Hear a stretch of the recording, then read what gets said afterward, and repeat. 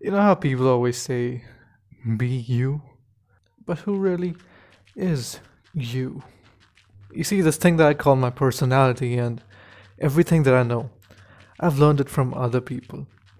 So, what makes me me are the experiences that I've gained from the world, from other people. So, which part of me is truly mine? So, last episode, I asked you guys to suggest me a name for this amazing horse that we found, and you did. And some of those were really good, I swear. But the one that I liked the most was coming from Anthony Hawken, and he suggested the name Herbert, which instantly reminded me of the Hi Herbert cat video, which is absolutely adorable. So that's what you're gonna do. We're gonna name him Herbert. And if by any chance you haven't watched the Hi Herbert cat video, I'll put a link to it in the description so you can go and watch it. I suggest you go and watch it. Anyway, so here we go. Henceforth, you shall be called Herbert. Hi, Herbert.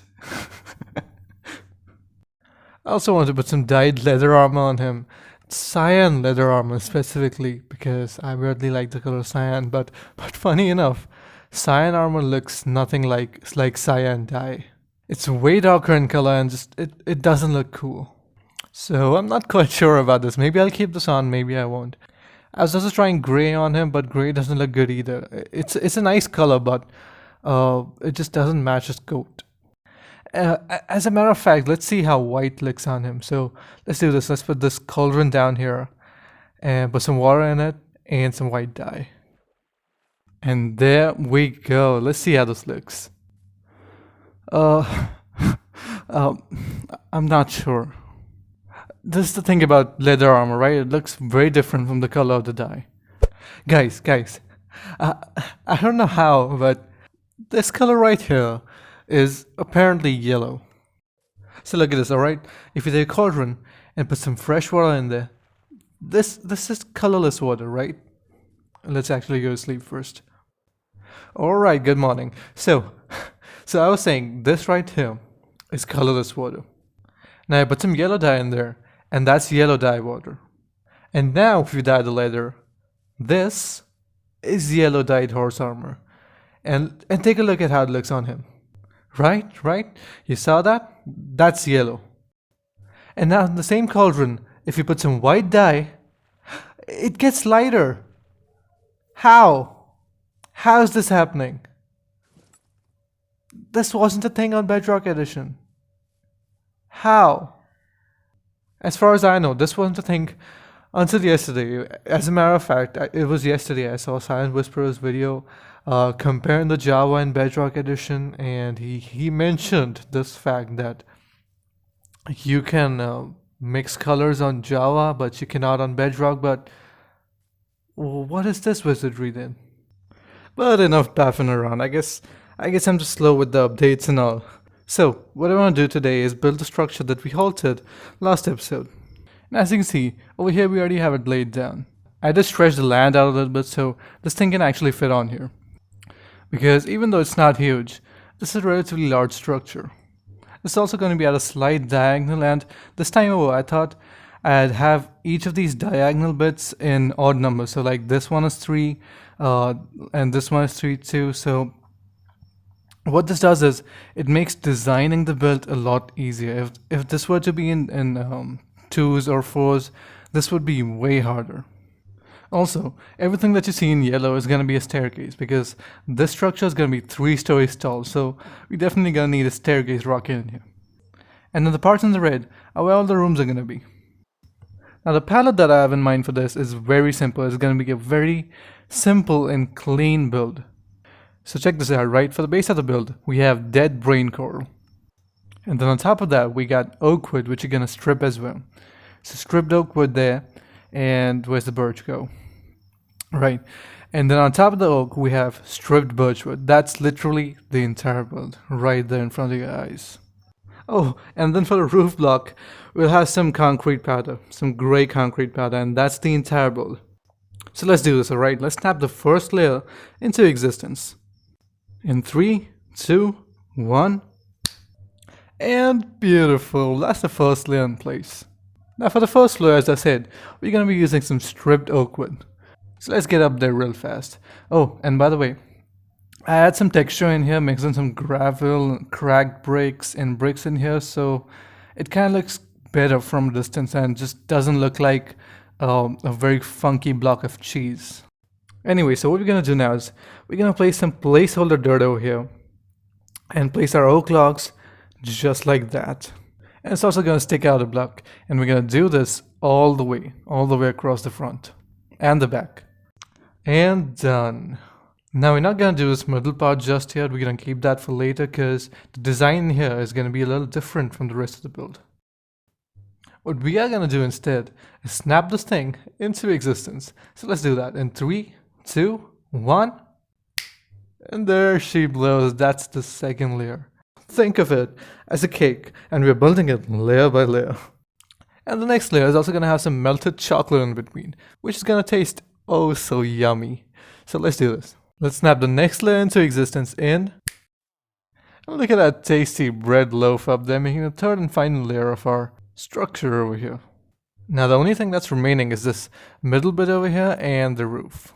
Now here's a neat little trick that I want to share with you guys.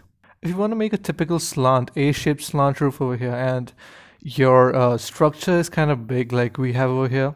What I mean by that is the width of the structure from here to over here is 13 blocks in total. And that's quite wide actually in comparison to the width of the base of the build. Wow, that was a mouthful.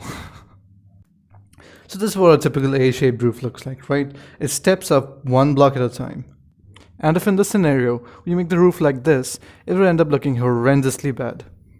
Because it would look way out of shape and would just not fit into the build. Trust me, I tried it out in a creative world.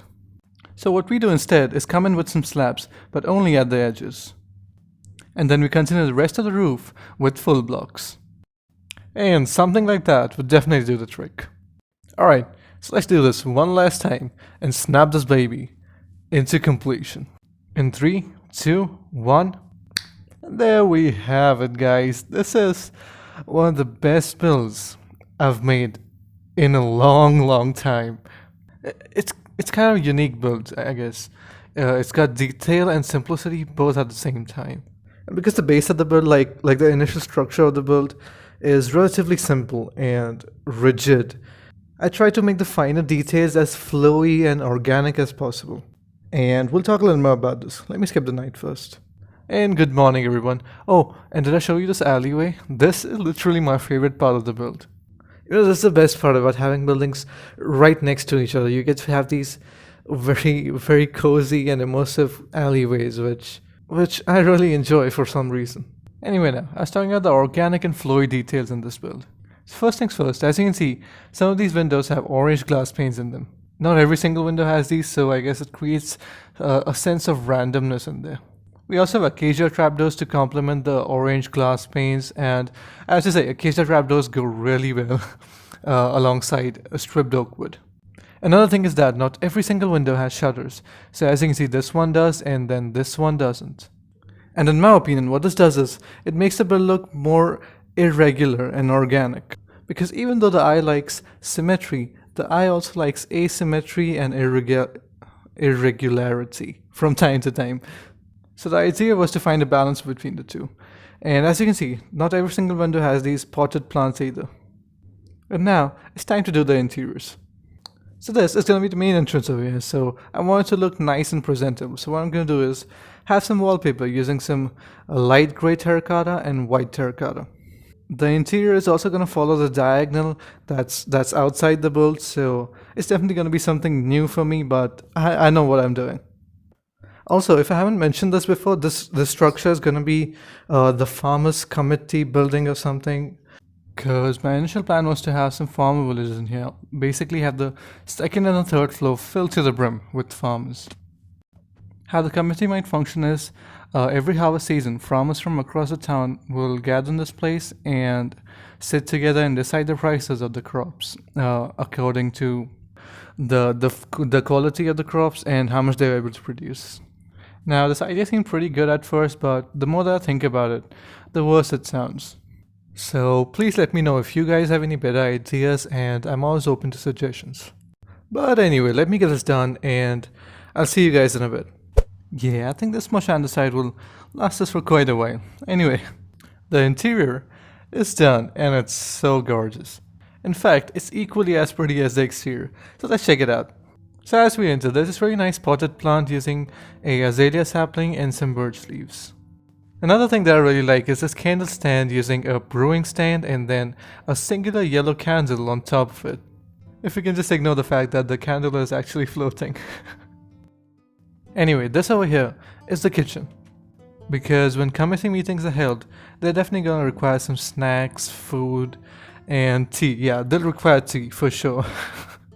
So I decided to add a kitchen in here. I think it looks really nice. There are some ingredients kept on the shelf. There's probably some soup in the cauldron. Here's some more meat kept over here. They're probably cooking stew or something. There is another platform on the side so two people can work at the same time. And there's this back door over here which I absolutely love, and you can barely see it from the outside, which is the best part about it. And then over on the other side is the committee head's office, which is so luxurious. The ambient lighting, the furniture, the curtains, the vibe, it's just perfect, it's amazing. And candle stand, yep, I've used a fair amount of these in this build over here. But look at how much interest it creates inside the room. In fact, candles in general are just so good for interior lightings. Anyway, now this is the stairway to the next floor. And the interiors upstairs are of course not done because we eventually need to move farmers in here, so I've kept them nice and empty.